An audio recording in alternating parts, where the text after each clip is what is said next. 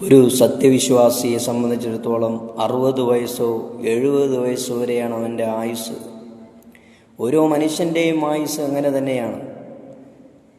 ആ മനുഷ്യൻ അവൻ്റെ ജീവിതത്തിൽ പ്രായപൂർത്തിയായതു മുതൽ ചെയ്തു കൂട്ടുന്ന സമസ്ത അപരാധങ്ങളും റബ്ബ് തആല, പടച്ച തമ്പുരാൻ, ജഗന്നിന്ദാവായ അല്ലാഹു തആല മാപ്പ് ചെയ്ത് നൽകുന്നതാണ്, ഒരു പാപമൊഴിച്ച്.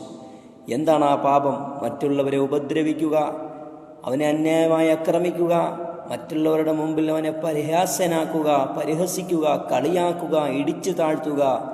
ഇങ്ങനെയുള്ള ഒരു മനുഷ്യന് എത്ര തന്നെ ലോകത്തിൻ്റെ ഏത് കോണിൽ പോയി അവൻ ദുആ ചെയ്താലും പ്രാർത്ഥിച്ചാലും പടച്ച തമ്പുരാൻ അവന് മാപ്പ് നൽകുന്ന പ്രശ്നമേ ഇല്ല.